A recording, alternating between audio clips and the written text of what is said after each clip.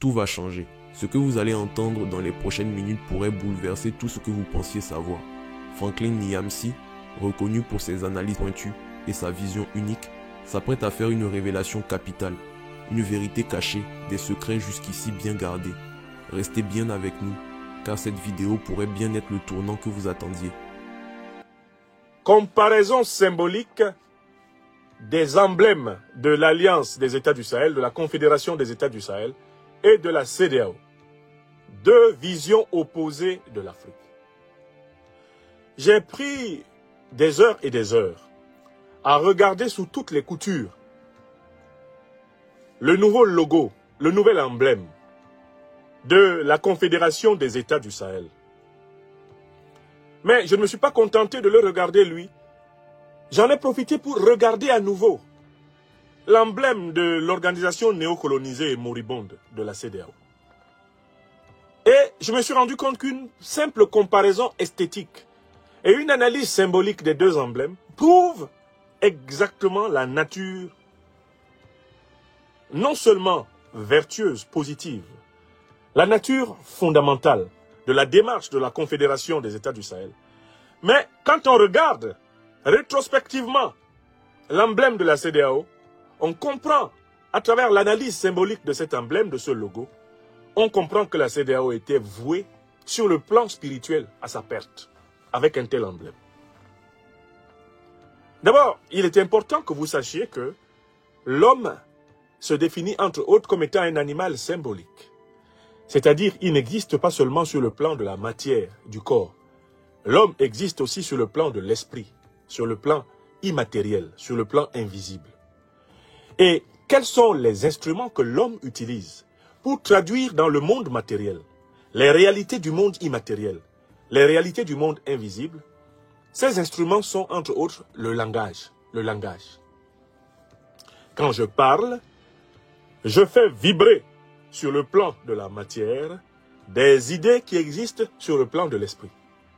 Si on faisait une opération chirurgicale, par exemple de mon crâne, on ne trouverait pas les idées dont je vous parle. Elles ne sont pas dans le plan physique. Les idées qui me permettent de m'exprimer proviennent du monde invisible, à l'œil physique. Ces idées proviennent du monde métaphysique. Un monde qui est au-delà du plan physique, du monde immatériel, du monde spirituel. Ainsi, parler, c'est incarner. Parler, c'est faire venir de l'esprit dans la matière. Parler, c'est faire naître l'esprit, dans le monde. C'est cela, parler. C'est pour ça que quand quelqu'un vous parle vraiment, il vous amène à voir ce que vous ne voyez pas avant. Donc en fait, parler, c'est créer. Quand nous parlons vraiment, nous créons. Et ceux qui nous écoutent voient naître le monde dont nous parlons et qui pourtant, avant que nous ne parlions, appartenait au monde invisible. Il appartenait au domaine de notre mental. Il appartenait au domaine de notre psyché, au domaine spirituel, au domaine immatériel. Mais les hommes n'ont pas que la parole, le verbe, le logos, hop, l'hypor. Les hommes n'ont pas que cela pour matérialiser l'esprit, pour réaliser l'esprit. Les hommes ont fabriqué des objets particuliers qui s'appellent les symboles. Les symboles sont connus dans toutes les civilisations, dans toutes les traditions, comme étant des objets qui ont la particularité de servir de médiateur entre l'invisible et le visible, entre le monde spirituel et le monde matériel, entre le monde de l'esprit et le monde, de la matière. Dans la langue grecque, d'où vient le mot symbole en français, ce mot se dit symbolon. Et symbolon lui-même est composé de deux mots, sum qui veut dire mettre ensemble, et boléine, bolon, ce sont des parties, des morceaux d'une réalité. Symboléine signifie mettre ensemble. Or, c'est quoi un symbole? C'est un objet qui a la particularité de mettre en relation le monde invisible avec le monde visible. Les logos font justement partie des symboles. Il ne faut pas confondre la notion de symbole en linguistique et en philosophie nous la distinguons de la notion de signe. Il ne faut pas confondre le signe avec le symbole. Ce n'est pas la même chose.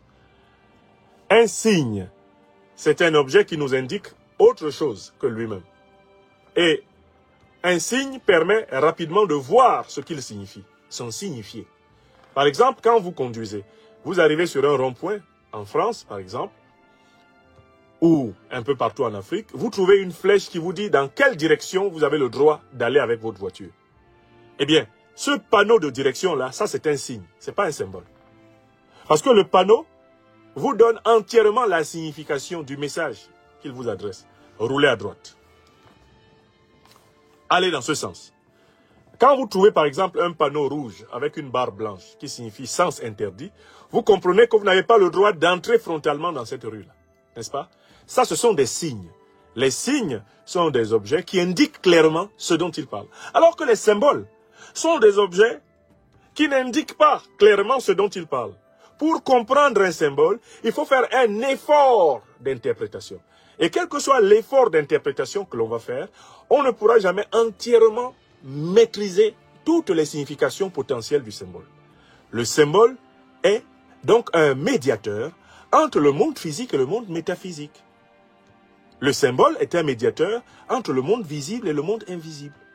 Les hommes de toutes les civilisations ont toujours utilisé des symboles pour garder un contact avec le monde originel, le monde divin, le monde de la création. Exemple de symbole dans le christianisme, la croix chrétienne, dans la tradition africaine, l'ankh, symbole de la vie. Exemple de symbole, mais dans la tradition musulmane, la pierre noire de la mosquée sacrée de la Kaaba, eh bien, ce sont des symboles. Ce sont des symboles. D'accord? Alors, revenons à l'objet de notre propos. J'ai face à moi ici deux symboles. J'ai deux symboles, l'un qui est de l'AES et l'autre qui est un symbole de la CEDEAO. Je voudrais vous montrer d'abord le symbole de la CEDEAO. Le symbole de la CEDEAO. Alors, prenons la CEDEAO. Quel est le logo symbole de la CEDEAO? Je le prends tout de suite ici et je prends la version que l'on trouve sur le site officiel de la CEDEAO. Pour qu'on ne dise pas que je suis allé prendre une version édulcorée.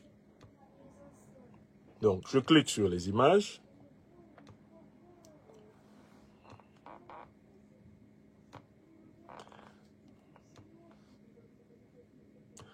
Voilà, le temps que ça s'affiche. Et vraiment, si vous avez vous-même une petite machine à côté, n'hésitez pas à avoir sous les yeux un symbole de la CEDEAO.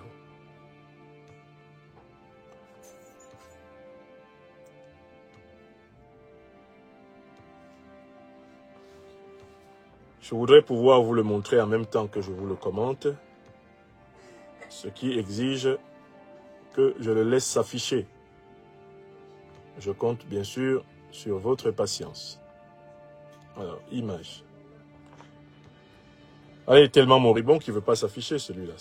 Bon, alors, en tout cas, je l'ai sous les yeux ici, le temps qu'il s'affiche dans mon téléphone. Le temps qu'il s'affiche dans mon téléphone, je vous le montrerai. Qu'est-ce que je regarde quand je regarde le symbole de la CEDEAO? La première chose qui me frappe sur le symbole de la CEDEAO, c'est une description directe. Il est constitué de 3 cercles. Un premier cercle qui est un cercle vert. Un deuxième cercle qui est un cercle rouge pâle, rouge sombre. Et un troisième cercle qui est un cercle blanc. Au cœur de ce cercle, il y a une carte de l'Afrique, et en vert, une carte de l'Afrique en jaune, et en vert, il y a le territoire supposé de la CEDEAO. Je ne sais pas si mon téléphone a pu l'afficher maintenant. Est-ce qu'il a pu m'afficher CEDEAO?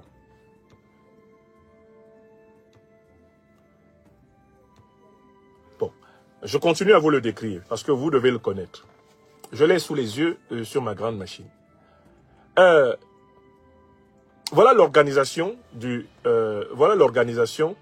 logo de la CEDEAO. Mais il y a tout de suite quelque chose qui me frappe. il n'y a pas de rapport direct entre le cercle en vert, le cercle en rouge sombre et le cercle en blanc. Il n'y a pas d'unité entre les trois cercles qui composent le sigle de la CEDEAO. Ils sont séparés. Ils sont séparés par le blanc. Du point de vue purement esthétique, on se rend donc compte que ce sont trois cercles qui ne sont pas intégrés et qui ne sont pas unis. Ils ne sont pas en communion. Il s'agit de trois cercles désintégrés, désarticulés. Ça, c'est ce que je vois. J'ai le symbole de la CEDEAO sous les yeux et je suis en train de le commenter. Et vous regarderez ce que je vous dis après. Quand vous regarderez vous-même les sigles de la CEDEAO. Vous regarderez et vous me direz si ce que j'ai vu, eh bien, vous l'avez vous aussi vu. Si vous l'avez vu, vous aussi. Alors, je commence par faire une première observation. Comment on a pu concevoir le symbole d'une organisation qui doit rassembler et faire ce symbole de trois cercles qui ne sont pas en contact les uns avec les autres et qui sont séparés par le blanc? Qu'est-ce qui explique que le blanc sépare le vert du rouge et du jaune?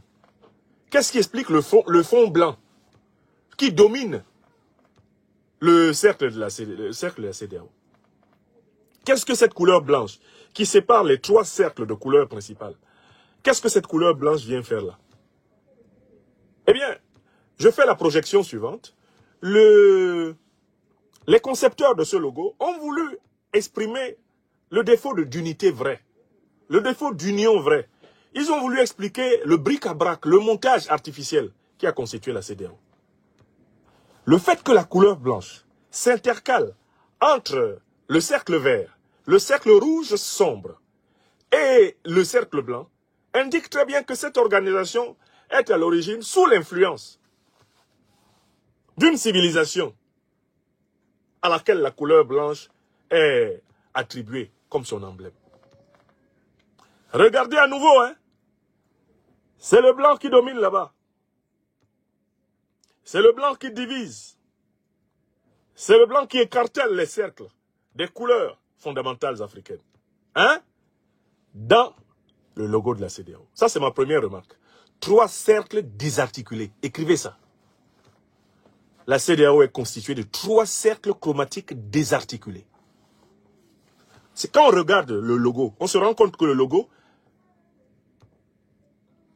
a pour but d'exprimer une union extrêmement imparfaite, une désarticulation. Une union par simple, comment on va dire, superposition, par juxtaposition. Non pas une union par communion. Non pas une union par communion. Mais en fait, c'est un bric-à-brac, la CEDEAO. C'est un attelage mal assorti. Je suis toujours sur le logo de la CEDEAO. Et qu'est-ce qui empêche le contact entre le vert, le rouge sombre, le blanc et le jaune qui composent pour l'essentiel?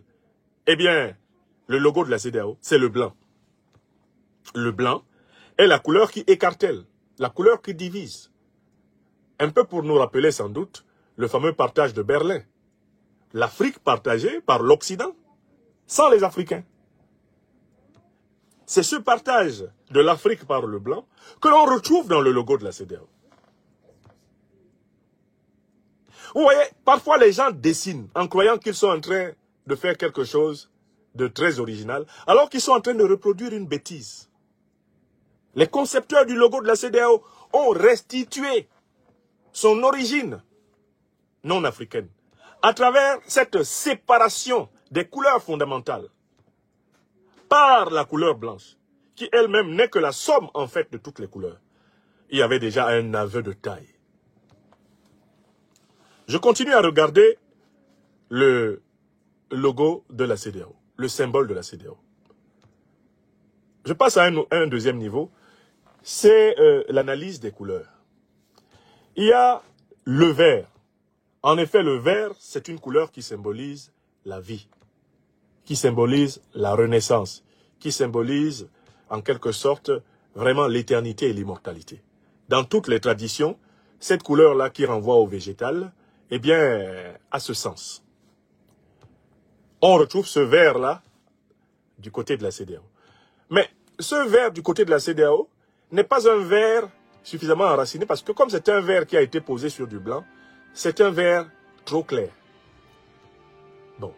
Maintenant, on passe à la deuxième couleur du logo de la CEDEAO. C'est un rouge sombre. Le rouge sombre. Un rouge pâle. Un rouge fade. Mais qu'est-ce que cela veut dire? Le rouge pâle, le rouge sombre, c'est le rouge carbonisé. C'est le rouge qui est porteur de mort. C'est un rouge inertiel. C'est un rouge qui est habité déjà par, en quelque sorte, justement le gaz carbonique. C'est un rouge carbonisé. C'est un peu comme le sang déjà utilisé par le cœur et qui doit être pompé et ramené au poumon pour se renouveler. C'est un rouge terne. C'est un rouge, comment on le disait? C'est un rouge cimetière qu'ils ont choisi. Un rouge sombre. Comment une organisation qui a vocation à exprimer la vitalité de l'Afrique peut choisir une couleur rouge sombre comme deuxième cercle chromatique de son logo esthétique? La troisième couleur, c'est la couleur blanche. Eh bien, on sait que la couleur blanche, chromatiquement, c'est la somme de toutes les couleurs. Hein? Les 7 couleurs, quand elles sont rassemblées, ça donne le blanc. La couleur blanche n'existe pas en soi. Ce n'est pas une couleur séparée. C'est une couleur qu'on obtient par le mélange de toutes les couleurs. Bon. Donc, ce n'est pas étonnant qu'elle soit là. Mais, allons-y, on a un jaune, on a une Afrique en jaune. Mais c'est un jaune qui n'est pas un jaune tout à fait solaire. C'est un jaune lui aussi, en fait, tellement clair qu'on se demande si ce jaune-là a un rapport avec la Terre. Un jaune tellement clair qu'on se demande s'il a un rapport avec la Terre. Et l'image est vide d'hommes. C'est une Afrique sans les Africains qui est représentée par la CEDEAO. Il n'y a pas d'Africains dans cette image. Il n'y a pas d'hommes africains, d'hommes et de femmes africains dans l'image de la CEDEAO. Dans le symbole de la CEDEAO. Il n'y a pas d'hommes et de femmes africains dedans. Il n'y en a pas un seul.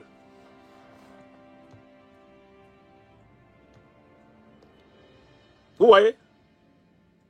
Regardez encore le logo de la CEDEAO. Vous ne trouverez pas un seul Africain dedans. C'est donc un logo, c'est un symbole de l'Afrique sans Africains. L'Afrique divisée, l'Afrique séparée, l'Afrique partagée, sans Africains. Tout en haut, il y a une espèce d'étoile, une étoile très imparfaite, comportant une espèce de virgule en son centre, qui pourrait peut-être symboliser la source de la vie. Mais cette étoile-là, elle est difficilement interprétable. Elle n'est pas parfaite, elle n'est pas ovale. Elle a une forme quelconque. C'est une étoile bricolée. C'est une étoile instable.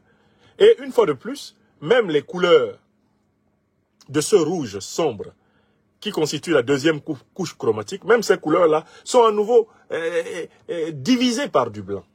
Elles sont à nouveau striées par du blanc, griffées par du blanc. Je regarde le logo de la CEDEAO.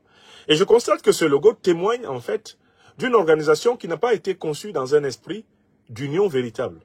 D'une organisation qui n'a pas été conçue dans une perspective de communion, dans une perspective d'enracinement. Et au total, quand je regarde le logo de la CEDEAO, je vois le logo d'une organisation déracinée. C'est le logo d'une organisation déracinée, sans racines. Une organisation sans hommes. Une organisation sans hommes. Une organisation sans hommes. Mes amis, continuez à partager massivement, s'il vous plaît. Partagez massivement. Une organisation sans hommes. Une organisation qui concerne l'Afrique, mais sans les Africains. Une organisation dans laquelle les différents aspects de la réalité africaine ne sont pas intégrés, emboîtés pleinement les uns dans les autres. C'est à ce type d'organisation que nous avons affaire. Que nous avons affaire dans cette affaire. Donc en fait, on pouvait déjà imaginer que la CEDEAO n'allait pas marcher. Parce que sur le plan spirituel, elle n'a pas été conçue par de véritables penseurs de l'union, de la communion, de l'osmose, de l'enracinement.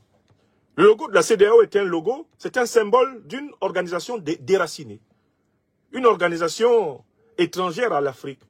Une organisation coupée des réalités. Une organisation purement aérienne. Une organisation de l'Afrique sans les Africains. Une organisation, en fait, méta-africaine, mais pas vraiment africaine. Para-africaine, mais pas vraiment africaine. Une organisation à propos de l'Afrique, mais sans l'Afrique elle-même. C'est un logo sans âme.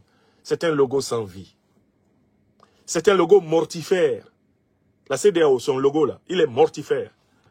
Et on aurait pu s'en rendre compte très tôt. Quand vous avez conçu sur le plan spirituel une organisation avec des symboles comme ça, ne soyez pas étonnés que sur la Terre, les résultats soient comparables. Car c'est l'une des lois du cosmos qui dit que ce qui est en bas est comme ce qui est en haut. Si vous allez dans le monde spirituel chercher des mauvaises idées, sachez qu'avec les mauvaises idées, vous allez accomplir de très mauvaises actions sur la Terre. Je recommence. Quand vous allez dans le monde spirituel, le monde métaphysique, chercher des idées démoniaques, comme ce logo de la CEDEAO, qui ne reflète pas le génie africain, l'enracinement africain, ne vous étonnez pas des conséquences. Où en est la CEDEAO aujourd'hui? Elle a pleinement rejoint, en réalité, sa source spirituelle, celle d'une Afrique pas véritablement enracinée en elle-même, celle d'une Afrique pas véritablement souveraine, celle d'une Afrique manipulée de l'extérieur, une Afrique manipulée par l'ordre occidental, par l'ordre blanc. C'est cela la CEDEAO. Une Afrique manipulée par l'hégémonie raciale de l'Occident négrier, colonial, néocolonial et impérialiste. C'est ça qu'ils sont allés chercher dans le monde métaphysique. Ils l'ont ramené ici dans le monde physique et ça a donné l'organisation qui a voulu tuer le Mali, tuer le Burkina Faso, tuer le Niger et qui aujourd'hui sert de base arrière aux organisations terroristes qui ensanglantent le Sahel et toute l'Afrique. Oui, Africaines, Africains, chers amis qui m'écoutez, il y a toujours un rapport entre la création spirituelle, entre l'idée et la chose. Quand l'idée est mauvaise, la chose fera mal. Voilà l'idée de la CEDEAO. Voilà le symbole de la CEDEAO. Dans sa désarticulation. Voilà ce symbole dans son insincérité, dans sa vacuité. Voilà ce symbole dans sa superficialité, son aridité. Voilà ce symbole dans son absence de concaténation, hein, d'alchimie, absence de continuité, absence de vitalité. Et voilà la politique équivalente que la CEDEAO nous mène sur la terre d'Afrique. Dis-moi, à quel symbole tu te réfères et je te dirai quelle est ta pratique. La pratique de tout homme se reflète dans les symboles qui lui importent. Car ce qui est en haut est comme ce qui est en bas. Et vice-versa.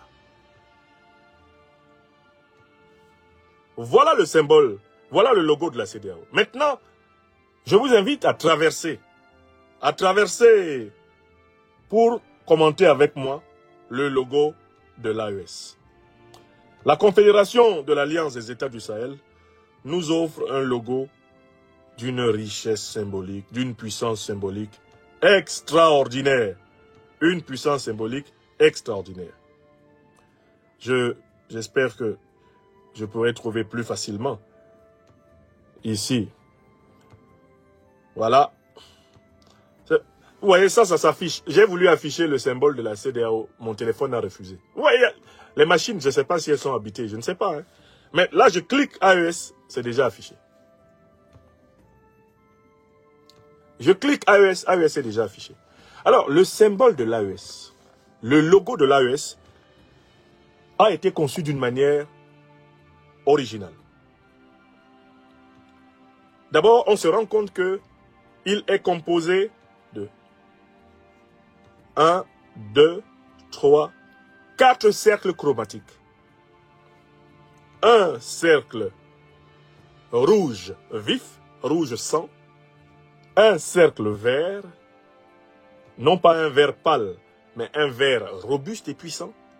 Un cercle orangé, solaire et un cercle jaune solaire. Au cœur du logo de l'AES, que je suis en train de commenter, de la Confédération de l'Alliance des États du Sahel, on trouve un arbre magnifique qui est symbolique de la puissance et de l'enracinement dans la terre d'Afrique. C'est le baobab. Et au pied de ce baobab, on trouve la diversité des hommes et des femmes noirs. Les pieds dans la terre de leur continent. On a au-dessus du baobab une carte de la Confédération des États du Sahel. Au-dessus de cette carte et du cercle chromatique orangé et blanc, on trouve les 3 étoiles symbolisant le Mali, le Burkina Faso et le Niger. L'inscription Confédération des États du Sahel est faite en lettres blanches, tout comme le sigle AES. Ce sont les seules présences de la couleur blanche sur ce logo. Observation. Premièrement, il y a une continuité entre les 4 cercles chromatiques. Les 4 cercles de couleurs qui composent le logo de l'AES sont en continuité. C'est le même cercle. C'est la même Afrique en transformation d'elle-même. Il n'y a pas une opposition entre le rouge, le vert, l'orangé et le jaune. Il n'y a pas d'opposition. Il y a une composition, il y a une alchimie, il y a une harmonie, il y a une osmose, il y a une communion. On ne retrouve pas ici la fameuse séparation par le blanc, eh bien, des couleurs symboliques du peuple noir. Maintenant, analysons les couleurs telles qu'elles nous sont montrées ici. Le vert, ici, symbolise une fois de plus la vie, la capacité de la résurrection permanente, l'immortalité, l'éternité vivante. Le rouge que nous avons ici n'est pas un rouge terne, c'est un rouge vif, c'est un rouge sang qui symbolise le sacrifice d'amour, qui symbolise l'héroïsme. La Confédération des États du Sahel est une muraille géopolitique et géostratégique de défense de l'Afrique noire. Voilà pourquoi son bouclier est rouge, rouge comme le sang des héros qui tous les jours tombent pour que l'Afrique vive. Ces grands soldats du Sahel, qui nuit et jour font mordre la poussière aux terroristes, qui unis dans l'armée de la Confédération, eh bien, des États du Sahel, sont en train de déchiqueter le plan de déstabilisation du continent africain par l'OTAN. C'est à eux et à tous ceux qui, dans la société civile, dans la société politique, dans la société intellectuelle, artistique, tous ceux qui en tout domaine sont mobilisés par l'émancipation africaine, leur sacrifice est symbolisé par ce rouge vif, qui tranche avec le rouge cadavérique de la CEDEAO. Le rouge qu'on a ici dans le symbole de l'AES est un rouge sacrificiel, un rouge héroïque, un rouge qui appelle à l'élévation, qui appelle au sens du sacrifice, au sens du partage, au sens du don de soi. On a le jaune, un jaune d'abord beaucoup plus sombre, qui indique la présence profonde de l'énergie solaire dans l'âme de l'Afrique noire. L'Afrique noire est un continent solaire, c'est un continent de lumière, car c'est un continent où on a l'une des températures les plus solaires qu'il y ait dans l'univers. C'est le pays du soleil, l'Afrique noire. Et on a voulu montrer ici que l'Afrique est le pays de toutes les nuances de la lumière, que ce soit la lumière rouge, la lumière verte, la lumière orangée ou la lumière jaune solaire. Mais prenons le baobab. Cet arbre-là, qui a une vertu, d'abord en termes de longévité, a la particularité de ne pas être considéré par les Africains comme un arbre à bois. C'est un arbre à fruits et à feuilles. C'est un arbre guérisseur. C'est un arbre qui possède l'un des champs magnétiques les plus puissants de tous les êtres vivants qui est sur la Terre. Et c'est un arbre sous lequel, de génération en génération, les Africains ont vécu et se sont réfugiés. Cet arbre est également connu par les grands Africains comme étant une station météorologique, car les états du baobab renseignent les Africains sur les évolutions des saisons. Cet arbre-là est à lui tout seul l'incarnation de l'enracinement et de la puissance de la sagesse et de la civilisation africaine. Il est au cœur. Il est au cœur du logos de l'AES Il est au cœur du symbole de l'AES. Mais le symbole de l'AES brille en affirmant qu'il n'y a de politique que pour servir et améliorer le sort des hommes.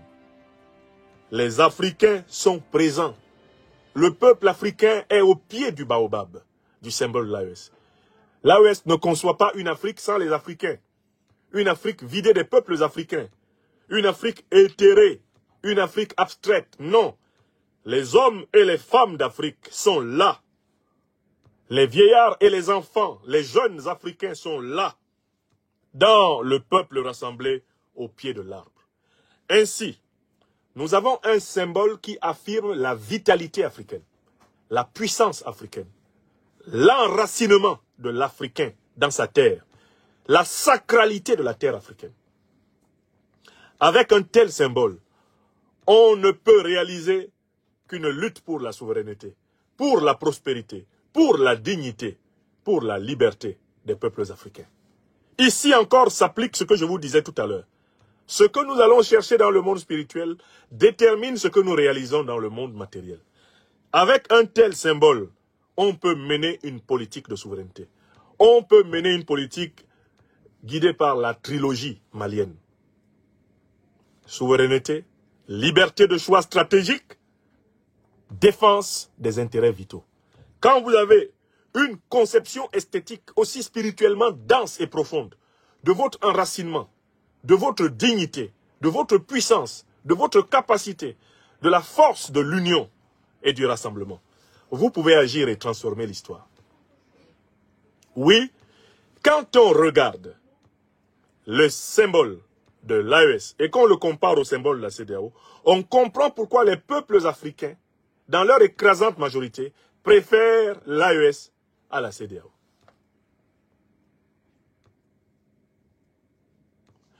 Les peuples africains préfèrent l'AES parce que l'AES est l'expression de leur tripe. Ils préfèrent l'AES parce que l'AES est l'incarnation de leurs aspirations. Les peuples africains préfèrent l'AES parce que la politique qui est menée dans l'AES, les Africains la comprennent. C'est une politique comprise, compréhensible et transmissible de génération en génération, comme un legs précieux.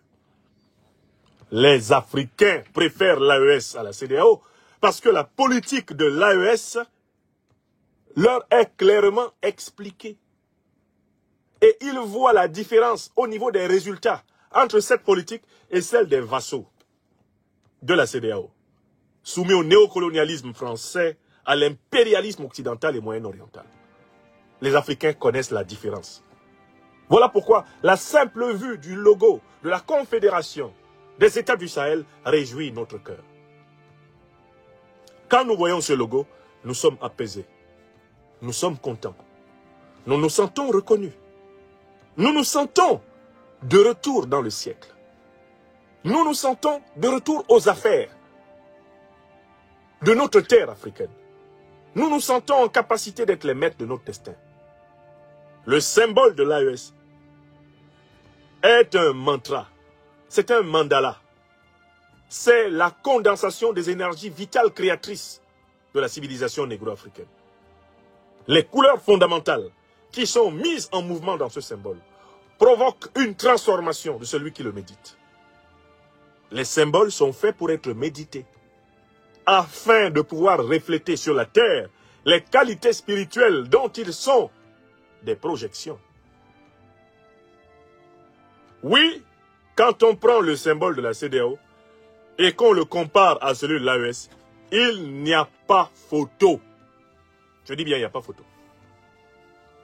Nous savons qui nous sommes en regardant le logo de l'AES, alors que nous ne savons pas qui nous sommes en regardant le logo de la CEDEAO. Le logo de la CEDEAO est quelconque, complètement impersonnel et détaché de nos réalités concrètes. Il est dépourvu d'imagination, dépourvu de sensibilité. C'est un symbole qui ne provoque pas en nous des vibrations telluriques, alchimiques, transformatrices. C'est un symbole qui ne nous inspire rien. Mais quand vous regardez le logo de l'AES, c'est-à-dire aussi son logos, cela vous parle. Et je tenais à donner mon interprétation. Je voudrais donc saluer ici ceux qui ont conçu le symbole de l'AES, ceux qui ont conçu le logos de l'AES, je voudrais les féliciter. Je voudrais les féliciter pour la densité de leur méditation. Les éléments qui composent le logo de l'AES sont équilibrés, intégrés. Ils sont en communion, ils sont en alchimie. C'est avec de tels logos qu'on prédispose l'esprit à réaliser de belles œuvres. Et c'est ce que je voulais dire. Nous pouvons passer au sujet suivant. Ainsi soit-il. Vive la confédération de l'Alliance des États du Sahel. Vive les Africaines et les Africains déterminés à enraciner la civilisation africaine dans les institutions africaines. Dans ses propos, Franklin Nyamsi dénonce vigoureusement le rôle de la CEDEAO, Communauté économique des États de l'Afrique de l'Ouest, qu'il accuse de servir les intérêts des puissances impérialistes au détriment des populations africaines. Selon lui, cette organisation censée promouvoir l'intégration régionale et la coopération entre les États membres a souvent agi en faveur des puissances étrangères, notamment les anciennes puissances coloniales et leurs alliés internationaux. Nyamsi souligne que les décisions de la CEDEAO, souvent prises sous pression ou en fonction des intérêts géopolitiques des pays occidentaux, ne tiennent pas compte des réalités locales et des aspirations populaires des peuples africains. À travers des interventions militaires ou des sanctions économiques, la CEDEAO semble favoriser l'ordre établi au détriment des besoins réels des Africains. L'exemple des récentes crises politiques en Afrique de l'Ouest, notamment les coups d'État, est pour lui un symptôme de cette ingérence extérieure qui empêche l'émancipation véritable des nations africaines. D'autre part, Franklin Nyamsi oppose à cette dynamique de soumission à l'impérialisme l'Alliance des États du Sahel, AES, qui selon lui représente une nouvelle vision d'unité et de solidarité régionale, tournée vers l'intérêt des populations locales. Ces pays, à travers des alliances stratégiques et des politiques communes, cherchent à renforcer leur autonomie vis-à-vis des puissances extérieures et à promouvoir le bien-être de leurs citoyens.